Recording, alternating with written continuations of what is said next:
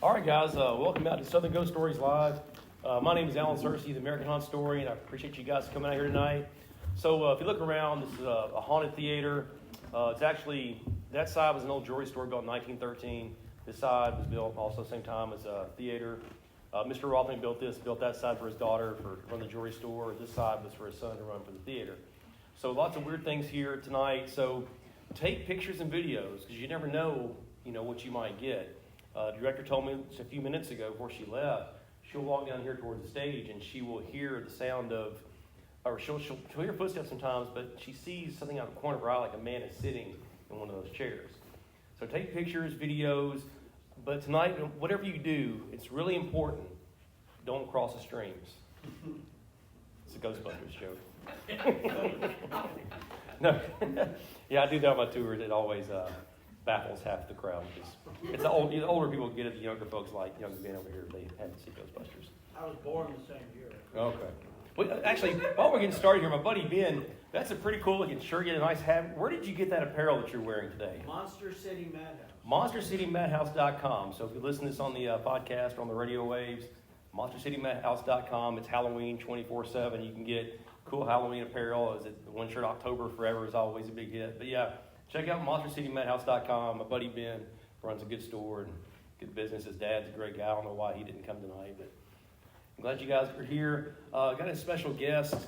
We're going to bring out Miss Chinelle Gwartney. Are you with us? Y'all cheer real loud for her. So I'm more of a historian. I've done a little bit of ghost hunting, but Chinelle, she's investigated a lot of places in Sumner County. She's got a lot of wild stories. She'll share this tonight. So, yeah. So tell us, Chinelle. I'll let you finish chewing your food there. It's gone. Oh, okay. Popcorn or something. So, where all have you investigated here in Sumner County? In Sumner County, so here in Gallatin, I've investigated here, back in July, Palace Theater. I've investigated the Oldham Attorney's Office. Did that earlier this year, actually. Trousdale Place, across the street. Done that. Blythewood Manor, we had the opportunity to investigate that a couple months back. Sumner County, let's see. I'm trying to think, because there's just so many. Oh, Rosemont. I've been to Rosemont multiple times, actually. Is that it? I don't know. I'll ask you first. I've done a lot. So, we'll talk about the palace here. So, one of the stories the previous director, before the current director, told me one day that they had a deputy brought in some inmates, like community service. Their job was to come in and kind of pick up, clean the theater. And so the director, she wanted to go to lunch. She left the theater while the deputy and inmates were here alone. So according to her, she left. She went to go eat lunch. Well, the deputy, he went back into her office. He sat in her chair, leaned back, and he put his feet up on her desk. And the moment his feet hit the top of her desk, a clipboard jumped off the wall and hit that deputy in the head.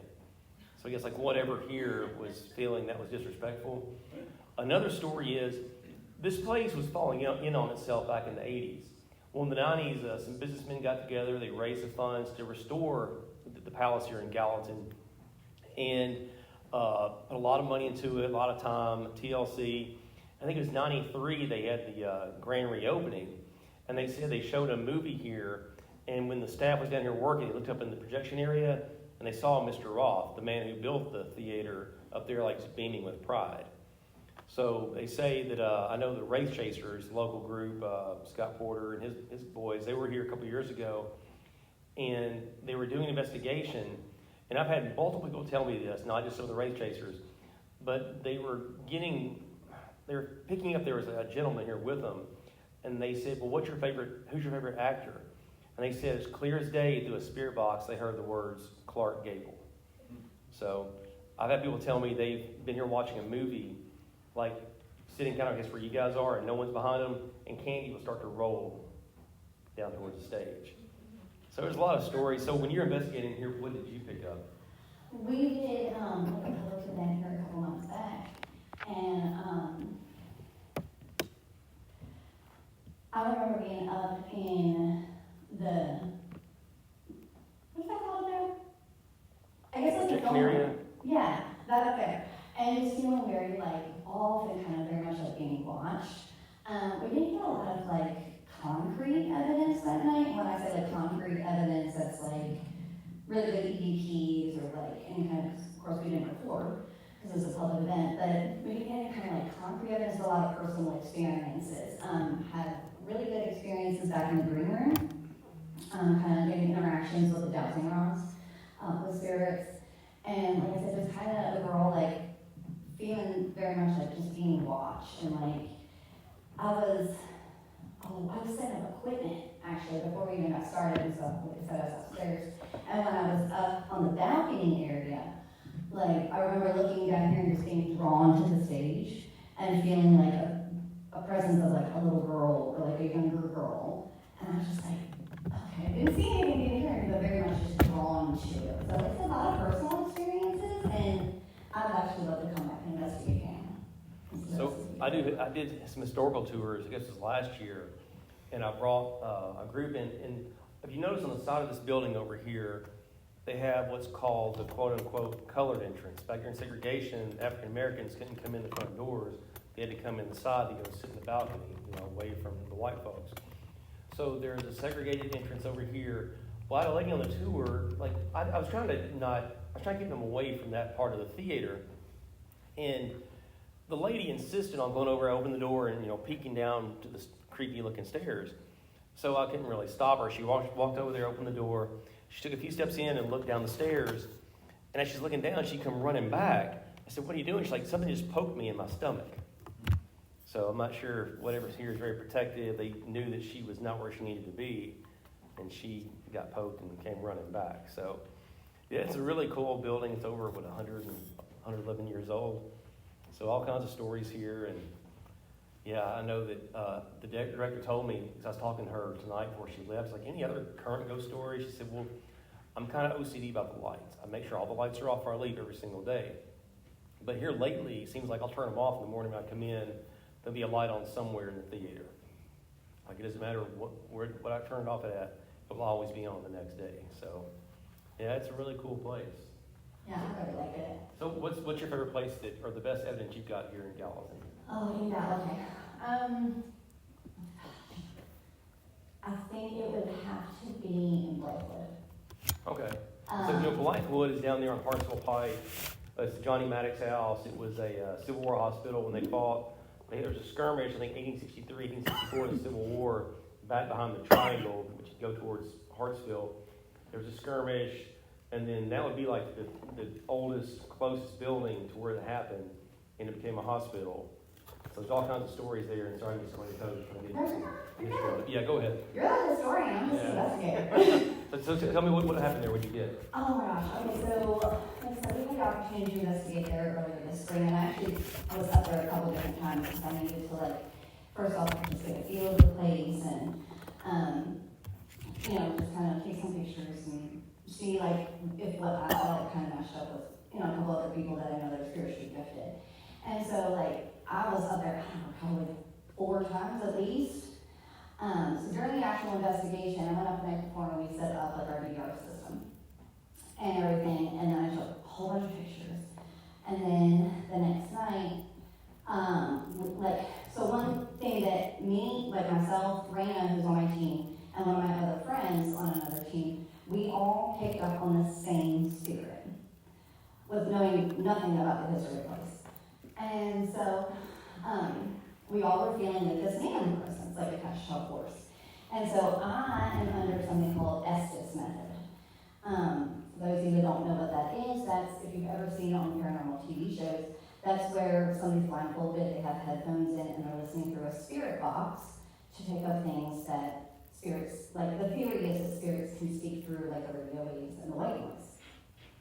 So I'm under Estes method, and we're in the downstairs room, and I'm asking about like the spirit that we all had picked up on. And we picked up on like a slave spirit attached to a horse. And so I'm just asking these questions, and then, so I've been touched before on investigations. It's kind of a job hazard, it just happens. Especially being female, that happens a lot. Male spirits really. I've never been touched on an investigation.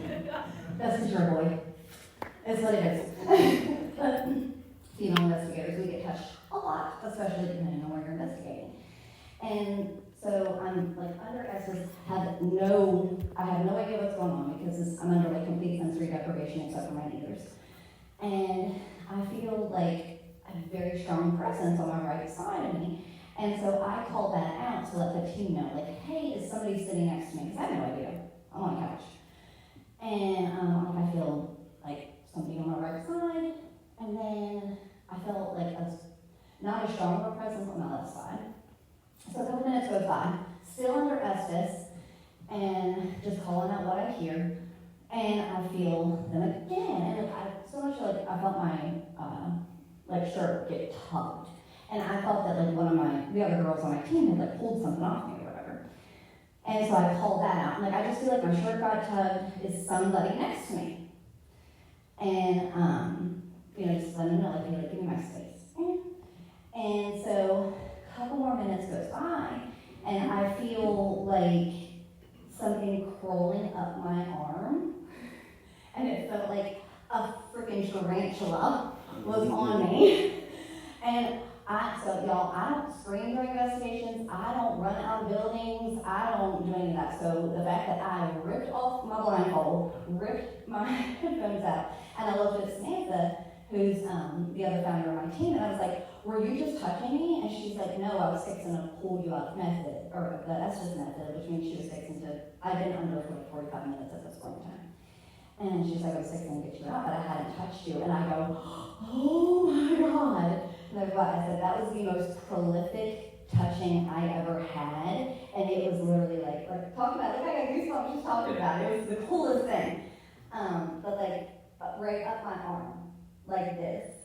And I was like, oh my gosh, that was the coolest thing ever. Trying to communicate with them and then like just being touched like that. It was, because nobody was touching me, but when I tell you it was like somebody, or except a tarantula, call on me. That's what it felt like. That's probably the coolest experience that I have to date. Yeah, didn't something happen like an upstairs bedroom there in the house? I remember a gentleman who owned it previously, the current owner.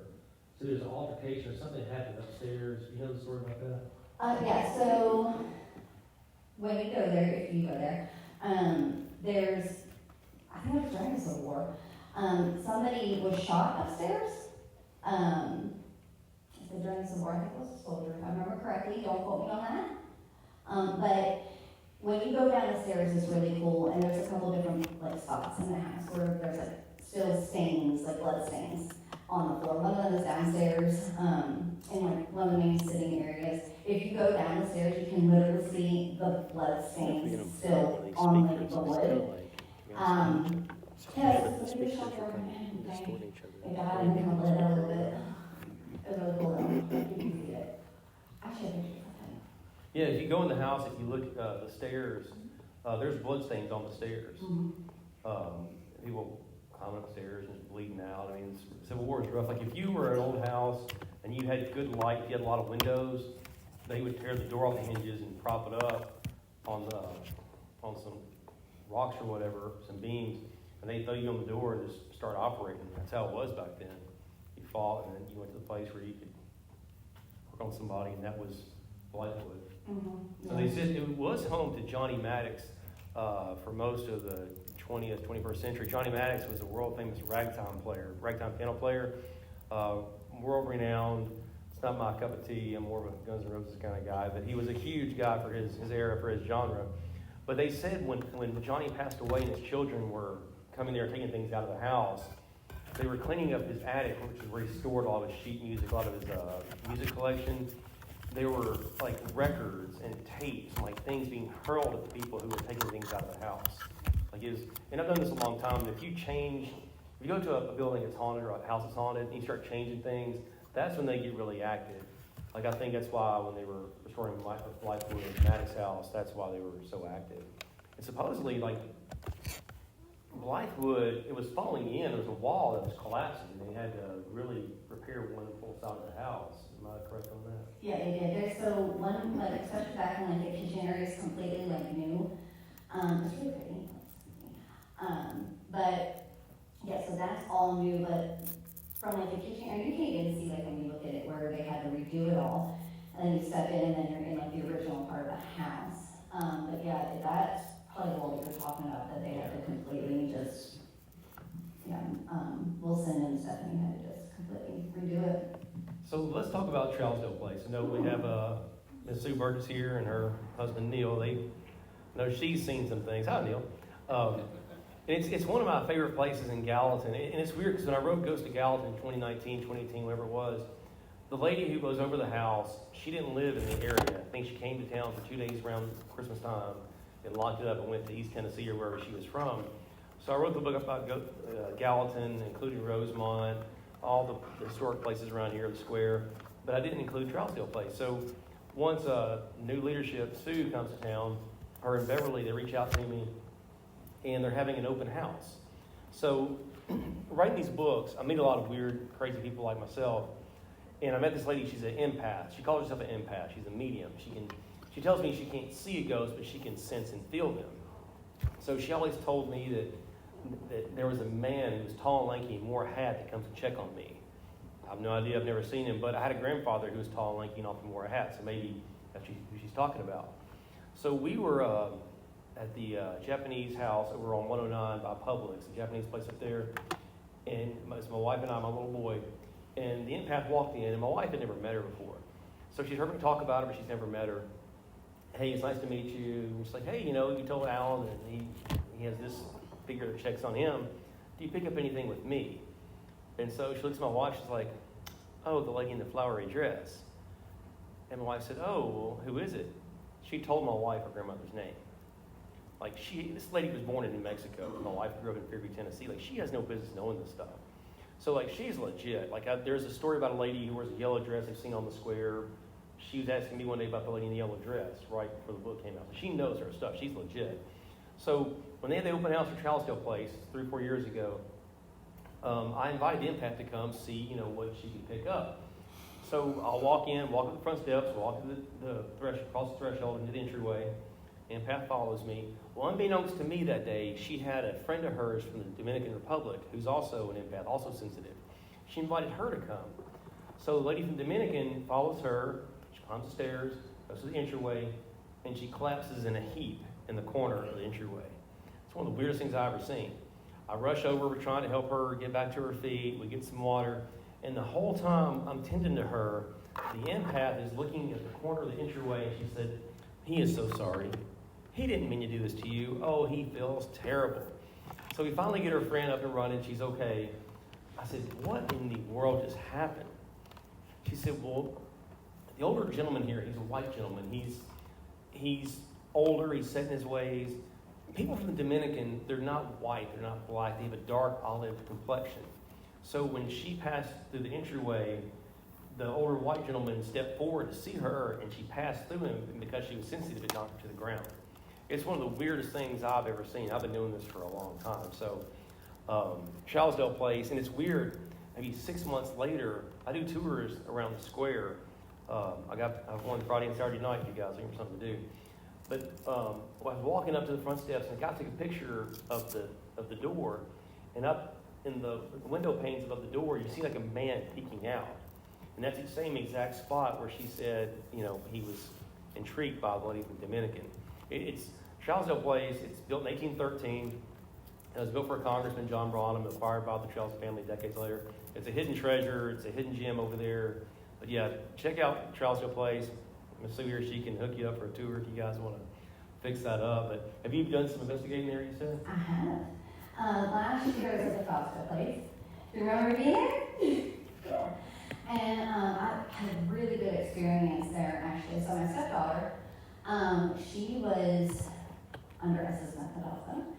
And during this event, also another public event, and she kept getting like a lot of information around like the fire that happened. So Trousdale Place is has the main house, and then there's an entryway, and then it's the event space now. Is that what you call it? The annex. West wing. The west wing. The west wing. It was added on for extra living space, and they called it the boys' room. Okay. The annex, right? Yep. Yeah. So we were in like the main house, and we're downstairs in the dining room, which is beautiful. And unexpected, and she's getting all this stuff around like fire. And come to find out, there was a fire that happened in that room, right? Yeah. So that was really cool, because we had, anytime that you get that kind of like corroboration, you know, where like what you pick up during an investigation then matches the historical record, that's like awesome as paranormal investigators, because that just like shows like, hey, this is legit, like we're legitimately communicating with spirits, because we had no clue about fire in that room. We go into our investigations a lot of times blind, so we don't really, unless we've been there before, we don't really look at the research or the history until afterwards. That way we can see how things match up. So that was a pretty cool experience getting that, and like had a lot of like cat-ball interaction. So there's a certain piece of equipment we use. The most inexpensive piece of paranormal equipment aside from your own personal body is a cat ball that lights up. And a lot of cat ball action in there, especially downstairs in that dining room when we're talking about this fire. Where Abby's like falling down and things like that. And also upstairs in like the nursery room, right? You had the children's room. You had a lot of interaction with the cat balls there as well. Cat balls are motion activated, so they will not go off unless they're moved. Because, you know, cute cats like them. So, really cool place. Beautiful place.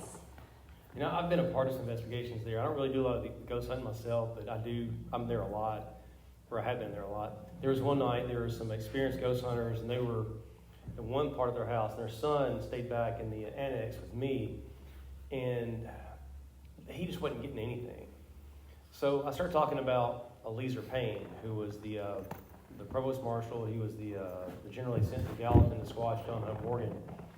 And Eliezer Payne, he was sitting here during the Civil War, to back up a little bit, in South Nashville, Murfreesboro, Brentwood, Nathan Bedford Horace, he's making life hell for the Union.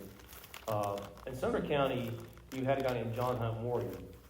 So Forrest was staying and fight you to the death. John Hunt Morgan's more cerebral. He'd pick and choose his battles. So when he took prisoners from the Union Army, he would take their uniforms.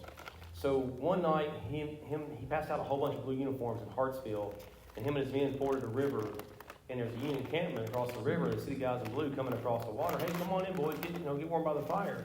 And it was a rout. It was the biggest victory for the rebels in Sumner County. So because of that, the Lincoln and Grant, they sent a guy named Eliezer Payne to just squash this dastardly John Hunt Morgan. So Hunt Morgan's a cavalry commander, some guerrilla warfare is going on. Eliezer Payne, he's brought to restore order. So Payne, when he got here, he used the Trousdale Place as his headquarters, from what I understand. He was a very dastardly guy. When his wife came to town, like he hanged over 100 men behind the courthouse, is what the legend has it. But when his wife came to town, he would take her door to door and go shopping. He'd get in a wagon, roll down Main Street. They came into your house. Oh, I like your silver. Oh, I like that dresser. When his wife went back home to Illinois, I think she took with her, I think it was 3 boats and 2 wagons back to Illinois, stuff they just pilfered. But yeah, his headquarters was in Trousdale Place. So the night we're doing the investigation, the young man who was in charge of the annex, he wasn't getting anything. So I started talking about Payne, and everything just goes nuts in that house or in the annex. All the bells, like Las Vegas, bells and whistles are going nuts. See, when you tie the ghost hunting to the local history, that really helps a lot. I know that there was one night, Phil Hale was that his name? He was a ghost hunter from up Indiana or Illinois. But he was upstairs in the governor's bedroom, and they had that, what's the SLS or the Stickman camera? I'm not sure how it all works. Yeah, SLS. But they kept getting a man with like a bented leg. Is that what it was, Sue? It was a leg that was turned wrong. And I think one of the Trousdale boys, didn't he lose his leg in the Civil War? He broke his leg in the Civil War. Charles lost his leg at Chickamauga, Okay. and Julius was wounded in the leg at Shiloh. Okay, so 2 of the Trousdale boys. Julius walked with a cane, so chances are that gentleman was Julius. Yeah, so it's really wild that they're getting something with a leg in the governor's bedroom. And when you take my tours, I always talk about Mary's bedroom, because that's where we get a lot of weird, wild photos. Mary was Governor Trousdale's granddaughter. She died in the Upper East bedroom. She went to New York for finishing school, came back home to Gallatin, and she died shortly. She's an 18 years old young lady. I'm not sure it's cholera, yellow fever, one of them squirrely diseases finally got her. But weird things happen all the time in that room. I know that I was doing a tour and a guy took a picture of Mary's bedroom and the light was on. And I sent Sue the picture, the director here, and she's like, well, that can't be. So if you go in the house, the light there in Mary's window is not plugged into the wall. There's not even an outlet. The cord is just like laying there limp in the floor. So it's just wild that this stuff goes on in Mary's room. And they have surveillance footage they've shown me where there's like a little orb just crosses. And the cameras in the house, they're motion activated. Something has to turn them on. Mhm. But this orb just goes like this. And I've got 2 or 3 of them. And in the governor's bedroom, it goes this away. So yeah, the Trousdale Place, and she has a ghost hunt coming up. Was it November 13th, you said? It's Well, the next one will be February the 13th, 2026. February 13th, just in time for Valentine's Day. Take your sweetheart and go get haunted at Trousdale Place. And trousdaleplace.com is the website if you want to, I'm not sure what's going on here. Okay, we're too close. Yeah. Okay. We had a dancer team worked out. I guess we got to scrap that. Yeah. Trousdale Place, what else do we got? Also, when the empath came in, she went over to the parlor and she told me that she picked up, there was like a little boy and a little girl, I can't remember what she said, but there was a child also. I know that when we did the investigation in the dining room, remember Sue had something on her necklace, like we had the thermal cameras on, it kept picking up like some kind of heat thing on her necklace. You remember that, Sue? Yeah, I didn't have a necklace on, but it looked like I was wearing a necklace that had a round oval pendant on it. It's like whatever was there was kind of drawn to Sue, and it kind of stayed there in her chest, neck area. That was really strange.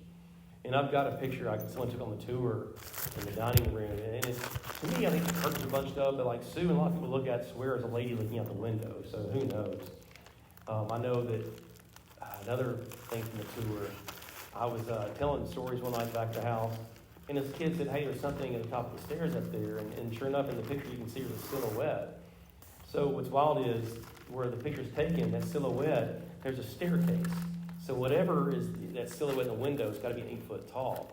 But when I sent Sue the picture, she wasn't worried about the silhouette. She wanted to know these hands that were holding the curtain on the other end of the house. So it's, Trousdale Place, man. If you like to do some investigating, some ghost hunting, go see Miss Sue over there. She'll hook you up. It's a phenomenal place, and it's a historical gem. So any other stories, Trousdale Place, Chinelle?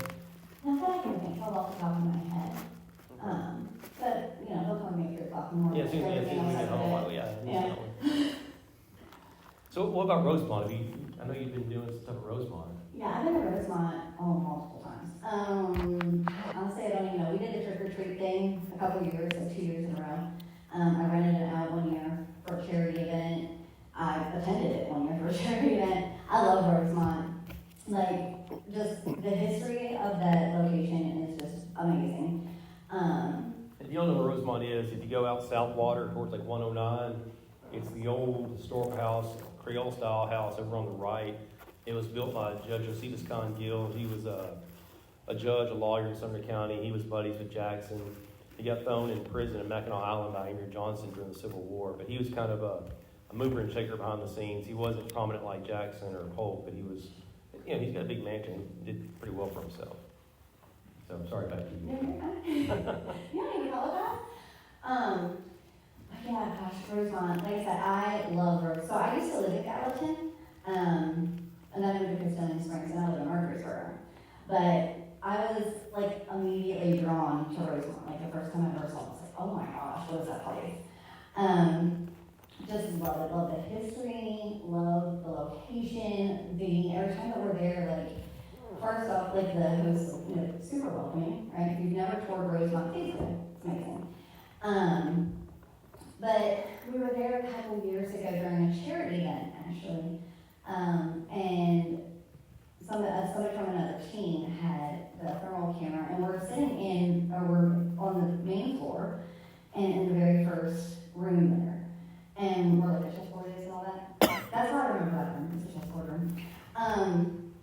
And so he was holding the thermal and like sitting there in like one of the chairs, like literally picked up like a figure on the thermal camera. I was like, oh my gosh. Like it was like an older man, it looked like an older man, That was really cool. So if you're upstairs, so because it's the open, Grecian style or whatever, I think you're gonna still Creole plantation style Yeah. house. Sure. What you said. I'm not an architect, I'm just a historian. But yeah, so like, all of the rooms have like doors, and they're all open up to the outside, essentially. Except for like the newer part where the kitchen is. We did open the door to the basement, look down, and we're like, we good. We ain't going down there. Because that needs to go to the back of the building, because that's the newer part of the addition. And we literally opened it up, me and Samantha, and we looked at each other like, nah, man, let's just go down there. When your body tells you things like that as an investigator, you listen, there's a reason it's coming in that. So we're both like, no, you did. But, anyway, so we were, lost my train of thought now. What was I saying for? We're going in the basement. No, so we weren't going to the basement. We ain't going that. One day I'll go to the basement, but that was not the I've been down there, it's creepy, but I mean, then again, I don't get touched on these things, so. That's because you're a lawyer, to establish. But no, we were upstairs, and so, like, the master bedroom is beautiful, right? And we're in, like, there's two separate rooms. So there's a master bedroom, and what I assume maybe might have been like the nursery back in the day because they're connected. And so we're sitting in, like, the nursery area, which is now also connected to, like, the working bathroom in the house, which is upstairs. And, so in there, we're doing just, like, an EVP session, and what that is where you take a voice recorder, and you just ask questions, and then you play it back. We also, whenever we do that, we always set up like trigger items, and we had like a REM pod going in, or battles, and so as we're asking questions, like, we're getting the interactions from the other room, actually. The REM pod was on like a table or something like that. This is a while back, so details are a little fuzzy, but yeah, so like we were getting interactions from like responses on the REM pod based on the questions that we were asking. We were asking about like just kind of like the family and like did you work here, did you live here, etc. And definitely talking to the family, not necessarily one of the slaves that worked there or like the Civil War people that came through, because the Taylor house was saved during the Civil War, right? Yeah, it wasn't a hospital. They allowed the Gill family to stay there, but it wasn't a hospital. Yeah. So, because that was a big thing back then. Like, they burned everything down unless they were going to use it. The Union did. Well, Gill was a prominent guy. Yeah. I mean, they took his dining room table out there for like a checkpoint on the road there. And you can see in the dining room today on the table, there are knife marks where like the soldiers were carving into the wood. The story goes that Catherine Gill, Judge Gill's wife, she walked outside and saw him carving at her dinner table, and she went out there and snatched one by the ear and made him bring it back inside. That's the Gallatin legend anyway. I'm going to be like that. Like, I'm not like that. You're like that. What are you talking about? I probably am. I would definitely probably pull somebody by the mirror and be like, off my kitchen table. Yeah. I'm just one of my kids. Because they can always whatever they want. So yeah, I've had some experiences at Rosemont myself. When I worked on the book back in 2019, I went to see the director, and he and I took a tour of the house, and I had my iPhone out, I was recording a conversation. And at the end of the tour, he and I were on the front porch, and I'm telling him, my last name is Cersei. He told me his mother's maiden name is Cersei, which, it's an odd last name.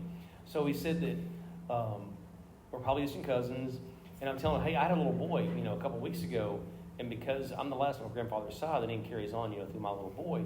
And I have this recording, I'll play it, and hopefully it'll pick up, you guys can hear it.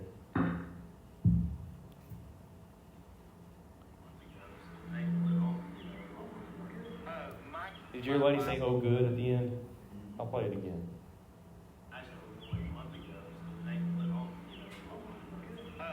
Did y'all hear it? Yeah, it's creepy, and it was right there. I was on the front steps about to leave, and I got home that night, I'm going through the notes, and I'm working on the book, and hear this old lady go, oh, good, when I say I have a little boy. And that's creepy. Back then, a little boy's another hand in the field, carries on the name. It was a big deal back then, it's a big deal now. That kind of tickled me. It was creepy when I first heard it, but yeah, it's kind of cool. But right there where it took place, in the judge's office, if you walk to the house, take a right, the judge's office, it was a horse breeding farm, and that was where he conducted business. When they had the eclipse, I think it was 2017, they had, this guy came in to take a tour, and someone took his picture, and it was in the news. There was a lady standing behind this guy. It made it in the newspaper the next week because it was such a big deal. But all kinds of weird things happen in that room over there. So a couple years ago, there was a ghost hunt there. I was at Pickled Treats across the street, which was another story altogether. I'll get to in a few minutes. But I left. I was across the street. My buddy, he was in his early 20s, fairly young, naive. He was really intrigued by ghost hunting and investigating. So I was at Pickled Treats. I left before he left that night. Next morning, he calls me, "Hey, man, that was such a good time at Rosemont with the ghost hunting. I've never done it before. I want to do it again. When's the next one? I got to go back and do it." So I said, "Hey, it's Greg, anything happened to you? Did you get any evidence? Did you pick up anything?" He said, "Well, yeah, some things happened, but the strangest thing was I was in the judge's office, and there was a rifle propped up against the wall." Get over there, Chinelle. There was a rifle propped up in the corner, and it fell over and touched my leg as we were doing the investigation. And I said, "Oh, so the rifle touched your leg?" And he said, "Yeah." I said, "Well, did you hear any footsteps in your bedroom last night?" "No." I said, "Did any pots and pans move around in the kitchen?" "No." "Did you hear any doors slamming or opening?" "No." "What's going on?" "Well, I'm just wondering. It's just when you do an investigation, if something touches you in an investigation, that's the process of the ghost transferring itself to you and take the ghost home with you." "I swear, I didn't hear anything." I let him sit in for like 5 or 10 minutes before I told him I was messing with him. But he was convinced his house was haunted. It was funny. Yeah, I had a good time with that. But yeah, Rosemont, I remember I did a book signing there in 2019. I was set up at a table at the foot of the stairs where you go up. And I'd been there all day. Well, this one young lady, she's in her early 20s. She wanted to go upstairs to see the house. She walked past me, went upstairs. She, I guess, toured the upstairs. She came back down, and she saw me. She said, "There's a kid under the bed that's asked me to come play hide and seek with it." And I knew there were no children because I'd been there for several hours. So, but she said the kid was up there and asked to play hide and seek. And they say that there's a child. I know that one of Judge Gill's little boys died of milk poisoning. So did you say you had any evidence of a child there? I don't think, not that I can remember. Yeah. But it has been a while since I investigated. I think last investigator was 2022. So it's been 3 years now for me. And another wild story from Rosemont. One of Judge Gill's, I think it was one of his daughters, she's laying on her deathbed. If you go to the house, take a left where the office is now, that's where her bedroom was. She's laying in her deathbed. It's getting late. It's dark outside. An owl flew down the fireplace and perched itself on the top of her bed. And when she drew her last breath that night, that owl flew back in the fireplace, went back up, and never seen again. And that was told to me by multiple family members or family members of the Guild family. So that's pretty wild right there. It's not a ghost story, but still kind of eerie and ominous. So, any other stories for Rosemont you got? Actually, I do. I just thought of another one. So, if you've ever been to Rosemont, there's the main house, and then in the back is there's, looks like the event space now. And then the bathrooms for the event space are in what used to be a carriage house, right? Correct me if I'm wrong, Alan. It was an old garage. Yeah. It could have been a carriage house too. Okay. So I have lots, so I'll make sure. So those are where the restrooms were. So I was in the restroom, and Samantha was with me also, and I was like, I looked at Samantha, I said, Sam, I was like, do you smell like horses? Not but hay and all of that. And she's like, no. I could not, I kept smelling like hay and horses and all of this stuff. And then I heard, so there's a story that Rosemont has a spirit of a horse actually on the property. So in case you didn't know, animal spirits are legitimately a thing. And so I'm smelling the hay and everything, and she's telling me I'm crazy and experiencing what's called pareidolia, which is where your brain makes you think things that aren't actually there. But then I remember hearing the clip clop of the horse's hooves, and Samantha also heard them. I was like, did you hear that? And she's like, that sounded like a horse foot clopping. And I was like, yeah, I don't think there's any horses here. So that was a pretty cool experience while I was hanging out in what used to be the carriage house. So yeah, talking about that reception hall. Yeah, so I'd never seen a ghost before. Not until January 20th, 2021. That day I went to see the director, talk to him about something. And when I pulled up, I noticed his Jeep was not parked out front. So I walked around the little cut through to the back, thinking he parked around back. So I walked to the back, and I kind of just glanced over the reception hall, and I see a man in a fedora turn to the side. I look again, and he's gone. So I text the director and said, tell me I'm crazy, but I saw a man in a fedora back there in the reception hall. And a minute or two later writes back, oh, you saw Squire. Well, who is Squire? So according to the guild lore, Judge Guild, Josephus Con Guild, who built it, he had a grandson, like 2 decades later, who was also a judge. They called him Squire. Well, his wife liked to entertain, hold big, lavish balls in that big, beautiful mansion down there on Southwater. But Squire, he was a common man. He liked to go in his garage, tinker with his automobile, and listen to the radio. So I'm wondering, like today, if that's just kind of what he wants to do. He's in his happy place back there listening to the radio in his garage. So Typical man hanging out in his garage, avoiding everything going on in the house. Yeah, but I know what I saw, and it's just weird that the director backed it up. Another weird story at the reception hall, the director told me this, the previous director. They had an investigation there one night, and they picked up that somebody wanted a cigarette. So they, against the house rules, they got a cigarette and they lit it, and someone held it, during the investigation. And as they're holding it, that cigarette, it smoked itself in one long drag, and it was done. So I guess, it's been many, many years since they had a cigarette, and they just had to jump on. I don't really know. Any other fun Sumner County ghost stories you got? Sumner County? Or Gallatin? Gallatin, well, so 2 other places I forgot to mention. I've investigated Maggie Manor. See, I've never been to Maggie Mansion. I'd like to. Tell us about it. Maggie's a really cool place. The owner... It's right down there on about a quarter mile past, or close to the carriage house. Yeah. The owner, Jan McKnight, and her mom, they own it. Really, really cool people. They do a lot of public events there. Highly encourage it. So we were there in July. And I got thrown in the attic in between the two, it's like a space distant, maybe a foot or whatever. Yeah, they put me in there, and they're like, we need you to investigate here. And I was like, okay, great. So I had to crawl up into the attic and then through a little hole. This is what happens when you're a tiny human. They push you in places. And then they touch you. And then, that's just being a girl, though.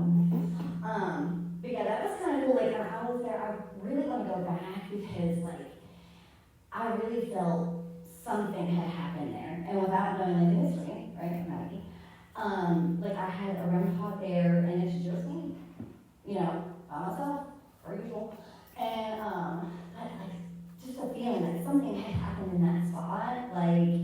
Y'all ever have a gut instinct, and that phrase, trust your gut, especially if you're a woman?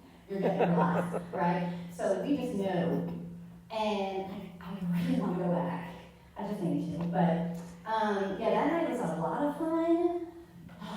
For me, I ended up filthy and covered in dirt from crawling in the attic all by myself. I got one. I forgot this. The Sumner County Museum back there behind Trousdale Place. So, according to legend, there were 3 slave cabins at one point, and they were raised, and a few decades later, they built the Sumner County Museum back there behind Trousdale Place. So, weird things happened there. I'd done some fundraising for them, done some events. Well, have y'all been to the Sumner County Museum? Anybody? So, you go to the 2nd floor, there is let me back up. So, one of the not so wild stories, when you walk in and take a left, there's this old 1920s music box that's right there when you first come in. So I was talking to some of the employees, and what happened was it was like a Saturday morning, the employees had come in for the day, they're kind of milling around, they got some sausage biscuits from McDonald's or whatever, and they're eating breakfast, all of a sudden they hear this piano being played upstairs. They race upstairs, they look around, where's the music coming from? Well, they go back to this storage area in the back corner of the 2nd story, and they find this old 1920s music box. And what's wild is, it's playing by itself, but it's spring-loaded. Something had to turn that thing on. So, it had been sitting back here for so long, there were things stacked on top of it, the director had forgotten it was there. So they got it out, brought it down, now it's on public display. But so, if you go there at the 2nd level, they have these mannequins, real creepy mannequins. And there's one in particular called Cinderella. And I was talking to one of the volunteers, she told me that she comes in the morning, and she'll look on the cameras, and she'll see Cinderella is turned like this. She'll go about her day, she'll go eat lunch, she'll come back, check the cameras. Cinderella is like this. So I've been up there in the dark, and I've seen her fall over when no one's around. Well, about 2 or 3 years ago, we had an investigation. It was a joint investigation from Trousdale Place and also for the museum. Well, one of the interns at Trousdale Place, young lady, she wasn't really into the ghost stuff. She made the remark to someone earlier in the evening, if something is here, it's going to have to beat me upside the head to get my attention. Well, up there in front of Cinderella in the dark, it didn't beat her on the head, it smacked her on the arm. I took a picture of her later. You can see it's like an actual handprint on her shoulder or something just smacked her. We're up there in the dark, and she just kind of went, ah! And I asked my buddy who was next to her, I said, what in the world just happened? He said, I was standing beside her, Alan, and I just heard her start squalling. So yeah, the museum, it's really wild. And there's other kinds of things. I've taken the empath down there, and she's told me that she's picked up on a man who stays around the basement. But the star of the show is definitely Cinderella. In 2019, I just come out and goes to Gallatin, and I was asked to speak at, or do a book signing at Stonewall. The museum had put together this bus tour where they took buses to Rosemont, Cragfont, the historic sites around here. And I was signing books, and a lady walked over to me, and she said, hey, over at the museum tonight, did you hear what happened? No, what's going on? Well, someone held up a rosary to the mannequin, Cinderella, and it broke apart in their hands. That's weird. A little bit later, someone else comes up. Hey, did you hear about the museum tonight with the mannequin? I just played dumb. Well, a lady held up a rosary to the mannequin and started cussing, and it disintegrated in her hands. So I found the director, and I said, what's going on? People told me this rosary and a mannequin. He said, look, Alan, I was there. A lady held a rosary, and it broke apart in her hands. I couldn't believe it, but I saw it. So a little bit later, like a few months later, I actually meet the lady this happened to. She told me she came there with her son. She's a mother in, I guess, her early 30s. She had a son. She's trying to be cool. She had this rosary. They told her about the ghost story. She picked the rosary out of her purse, held it to the mannequin, and said, come at me, bro. She's trying to be silly in front of her son. And that's when the rosary broke apart in her hands. So, yeah, go check out the, go see Trousdale Place, and then a couple hours later, go over to the museum and check that out, too. Well, speaking of museums, Comer House. Go for it. So I had the opportunity to investigate there July. Tell them what the Comer House is. So the Comer House is across the street from the Chocolate Covered Strawberry.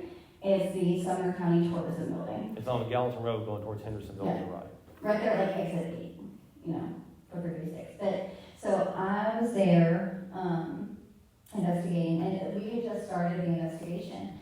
And I'm kind of like, so one of my teammates, Jen, she has like our people over here, and they're kind of like investigating like what's now the kitchen area. The basement of that building, like that house, is huge. It's so big. And so she's over here, but I keep being like drawn to like this side, right? And so we go over, and Jen looks at me, she's like, what are you doing? So I'm being like drawn to this side. And so everybody, we all go over, we start investigating there. Well, then I was kind of drawn back out. And I told Jen, I said, I need to go back out. Like, I'm being drawn back out. And so she takes them back over into like the big kitchen area, and I'm standing there in front of this one like open area. And behind me, out of the corner of my eye, I see a gentleman like walk by. And I legitimately thought it was the gentleman filming, because if you guys have seen the videos for like tourism that they've done recently, that they were filmed at night, parts of it. And so I know it was the cameraman. And I turn around, I look, because I was going to say, hey, like apologize to him or whatever. And like nobody was there, and I was like, oh, okay. And so I turn around, and at this point in time, I'm feeling like a male presence that's kind of like, what are you doing here? Just not like angry, but very much like, who are you, what are you doing, why are you in my space? Like you can't sit with us kind of feeling. And while I'm feeling him, behind me, in front of me, I'm feeling a small child who was very like timid and very scared. And so I had grabbed a cat ball, and I just kind of like put it out there, on the floor. And I was like, hey, I know that you're there, I can feel you, like you don't need to be scared. A lot of times female investigators, especially if we're mothers, we can attract child spirits. And so, I just told this little spirit, I was like, I'm not gonna hurt you. Like, I know that you're afraid, I can feel that, whatever. And all while, like, turn around and say to the other spirit, you stay back there. You're not, don't come over here. So, didn't really have any interactions or any, like, concrete evidence from that. But, later on that night, we were filming for the program, and I was getting interviewed, and I had told maybe Katie, I think, about like what I felt. I was like, I just felt like this male presence that was just kind of like, who are you and why are you here? And then I felt this child spirit right like in front of me. And I told her where it was, and after we got done filming, like the questions that they asked me, then they're like, by the way, we had a medium come in, and she picked up on the exact same two spirits in the exact same spot that you picked up on. And I was like, oh my God, that's so cool. Yeah, in the Comer house, they say the lady who, it was owned by the Comer family. Monty Comer, he owned a department store chain that was he made a lot of money selling clothing and stuff. But he died, and his wife kind of took over, or she was the last of the heirs. They had children. But she died mysteriously in her 80s at the Comer house. They found her car in a pond behind the house. I think she tried to crawl to the house. There's like a lot of shady stuff. No one knows what's what. There's a lot of these rumblings about someone was trying to get some money from her. Yeah, But, she was like an Olympic swimmer or something, like a really, really, really good swimmer. Yeah. And so like the fact that she drowned, they were like, huh. Yeah, but anyway, the house they owned before that one, you guys know where Monthaven is in Hendersonville? So it was called Liberty Hall back in the 1800s when it was built. But the Comer family bought it, and the children thought, oh, let's name it Monthaven, for Dad. So, but during the Civil War, right there up on the creek, a lot of skirmishing went on. It was a hospital for both sides. So I have a Hendersonville book I put a couple years ago, and I'm working on this book. I went in one day, and they're kind of, the staff's turning over. It's now an art museum. If you go upstairs and look on the second floor, if you know where to look, you'll find paint in the floor, but you'll also find bloodstains in the floor from the Civil War. So I wish they did a better job of keeping all that up. But anyway, so I'm talking to the director or the lady who's in charge and talking about the book. She said, well, if you want to do some investigating or go something, go on ahead. There's one more person here. She's back in the back. So I had my digital recorder out, and I put it in one of the rooms, and I walked away, and I saw the lady, and we started talking, the only person who was there on the other side of the house. She and I talked a little bit. Finally, I realized it's getting late. I need to get home. I go back, get my digital recorder. I go back home. I'm going through it later that night. I don't get anything except for the toilet flushing by itself when it's only me and her in the house, and we're way over here on this side. So that was kind of weird, Mom. Have you done anything over Monthaven? I have never investigated Monthaven. I have been in Monthaven one time. It was for a job actually like years ago.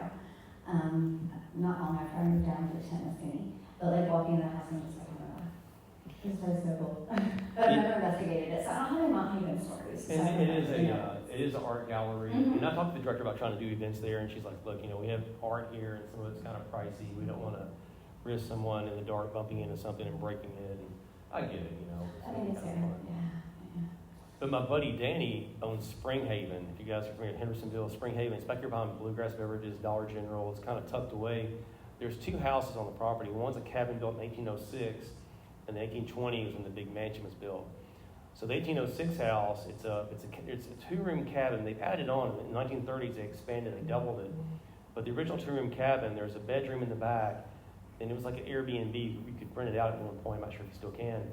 But a lady told the owner that one night she's laying in this back room, in this 1806 cabin, and she woke in the middle of the night, and there's a man in old-timey clothes sitting there looking at her.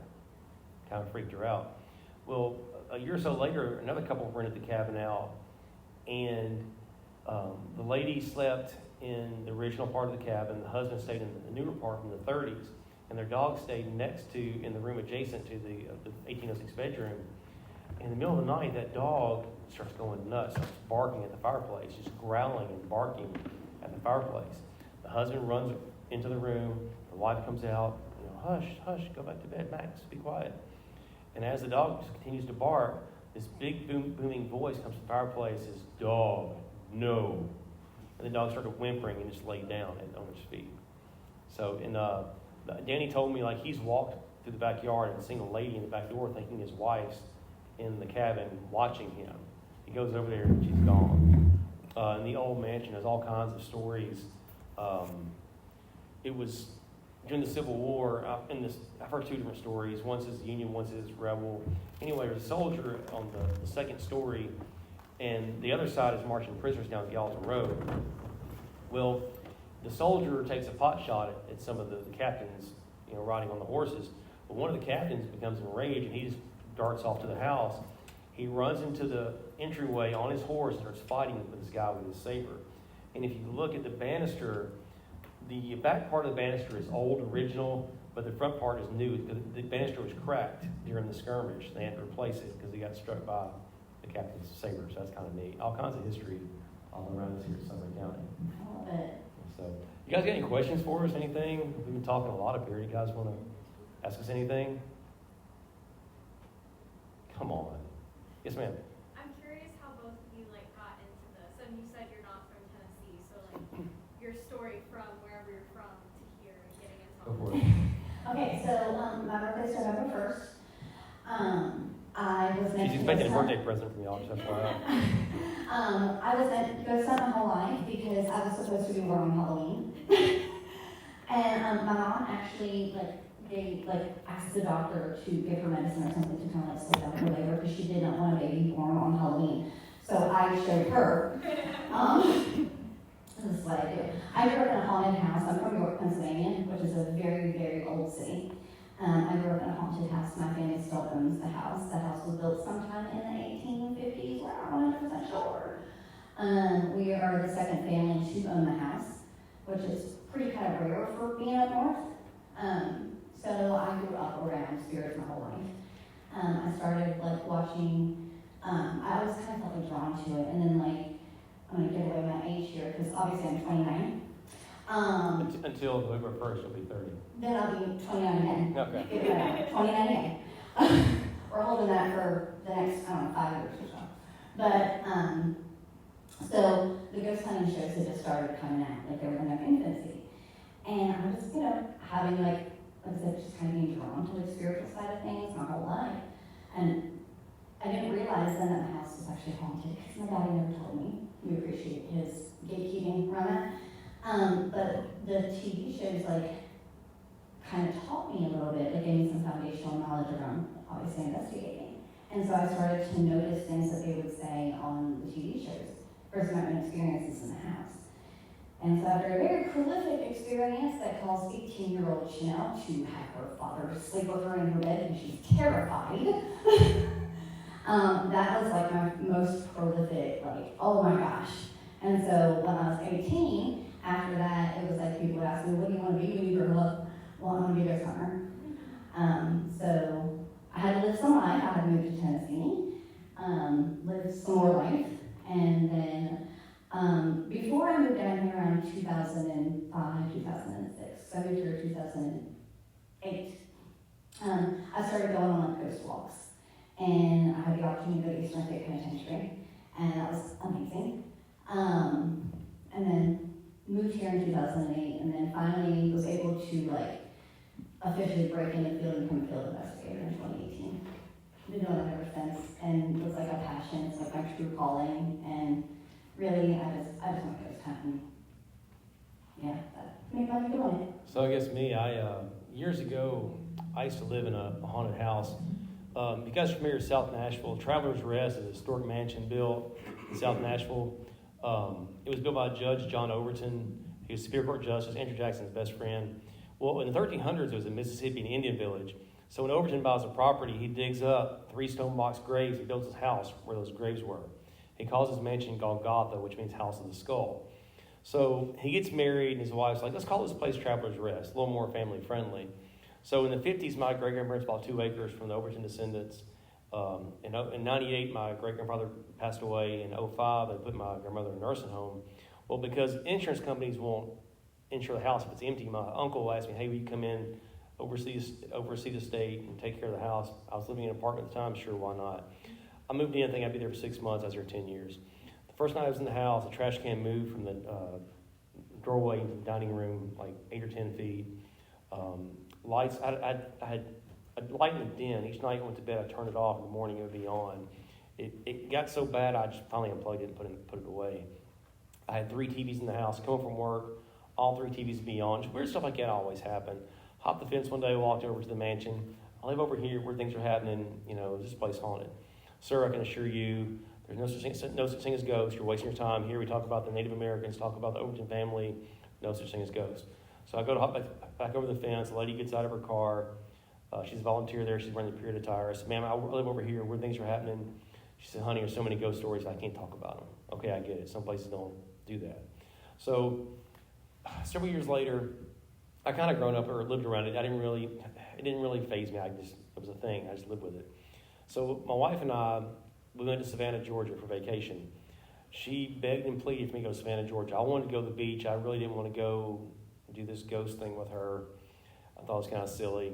So we go to Savannah to take a ghost tour, and I fell in love with the history and like the hauntings, how it correlates. Like they don't just, ghost tour, they don't just tell you about the hauntings, they tell you why it's haunted, which I thought it brought it all full circle. I just fell in love with it. So a year later, my wife, we went back again to Savannah, and she paid for this VIP premium ghost tour. And she said, we paid extra money and went to 4 places. And my wife, at the end of the night, she was furious. Like, someone should make an app for $2 for their phone that has all the haunted places in Savannah. And I said, that's a great idea. She said, well, you should do it. I said, I don't know how to code. She said, well, just figure it out. So that summer, I bought a Mac, and I figured it out. I went to Savannah a couple times, and I did some research. I made an app for Savannah, all the haunted places. I had the template, and I was bored. I just poked around Nashville, made a Nashville app. Went to Louisville one weekend, took a plane ride to Boston, Salem, went to New Orleans, St. Augustine, started making these travel apps. Well, in March 2019, my wife and I are expecting a little boy.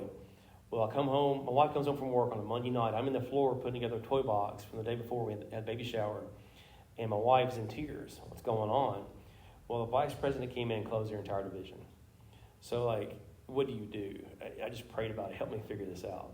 So the next morning I'm driving to work, I'm listening to this podcast, and the guy tells me, you're never too old to go to college. It's like a self-help podcast. I was like, I'm in my 40s. I'm too old to go to college, but I have an education from writing these apps. I'll write a book. So when I did the apps, I covered some things in Gallatin. So I thought, I'll do a Gallatin book. It's kind of, no one's done a Gallatin book. I'll come up here and do a Gallatin book. And I did it, and it was really well received. It really surprised me how well it did. So I just kept going. I did the Murfreesboro book, Franklin, For World Nashville, and 5 years later, my little boy, what we do, he can't go to daycare, you gotta pick a school. It's like, my wife and I decided, we're going to homeschool. I quit my job to write full time, and Monday through Friday, I do homeschool my little boy, and on the weekends, I'm slinging books somewhere. So it's like, the Lord works in mysterious ways. I never would have seen this path for myself, but here I am. But I enjoy it, and the history, it's a lot of fun. So, and speaking of books, if you go to Honey Rock next door, I have my books on sale, so go there when you leave here. Any other questions tonight for us before we wind things down? Shirley, come on. I got one for both of you guys. Okay. If you could go and investigate anywhere in the world, all expenses paid, where would be your number one spot you would want to go to? United Kingdom. Well, where? What specific location? Anywhere. I want to go to Ireland, I want to go to Scotland, I want to go, yes. All of them is actually also the answer of where. Every single castle, because it's so old, there's so much history. There's, yes please, Kenny, who's paying for that? Just something. And as for me, the UK, the history there is off the charts. I'm more of a homebody. I would say I have notes for a Washington, D.C. book. I'd like to go over there and poke around, because I'm a history guy. That's what I enjoy. And I've got notes, and I've got notes for San Francisco, but you watch the news, and it's horrible over there, so I'll probably stay over here. But Washington, D.C., if I could, I have a 6-year-old at home, so it's hard to really break away and do the books like I used to. But Washington, D.C. is where I go, because there's a story I was researching the other day where there is a reporter and a congressman, they got in a tiff, and the congressman beat the reporter to death there on the stairs. There's still blood on the Capitol stairs that you can see today. So, all stuff like that's what I like. Any other questions before we wind it up? Anybody? Ben? Sue? Come on. I'm trying to think of just one. Where are you from? So we did the Gallatin cemetery tour Okay. just recently, and that was a lot of fun and a lot of great history in there. Have you guys gone in there and experienced anything? Gallatin City Cemetery, anything from you? I was actually there a couple months back, just kind of walking around. Actually, I was looking for Samuel what's his name, for Chinelle Place, actually, grave, so that was a really cool cemetery. So yeah, I liked it. Didn't really investigate, but I was able to at least find his, gravesite, which is very difficult to find, by the way. And there are some stories there. I know, I've talked to people who live kind of close to it, and they say they see lights sometimes at night. There's a story I found back in like the 1830s, maybe 1840s, whenever Polk was the president. So there's a legend around Gallatin where there's these two friends that had houses on Main Street. One was a staunch Democrat, and the other was, I'm not sure the Republican Party was a thing then, but it was the other party, the Whigs or whatever. So they got in a big argument when Polk decided to run, and they got in a fight, and the guy got hurt, and it eventually led to his health declining.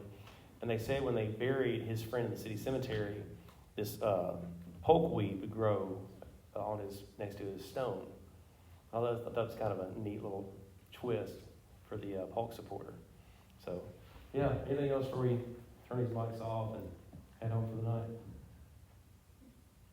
Well, thanks for coming out tonight, guys. I appreciate you. I hope you guys had a good time and we weren't too long-winded. But yeah, Chinelle, you can find her on Facebook. Where else you at? Everywhere. Everywhere? Either Chinelle Gwartney or Lee Dixon Paranormal. That's my paranormal team. So Her yeah, birthday is in what, 3 days? it's on Saturday. Yeah. Yes, and I may or may not be at Rosemont on Saturday.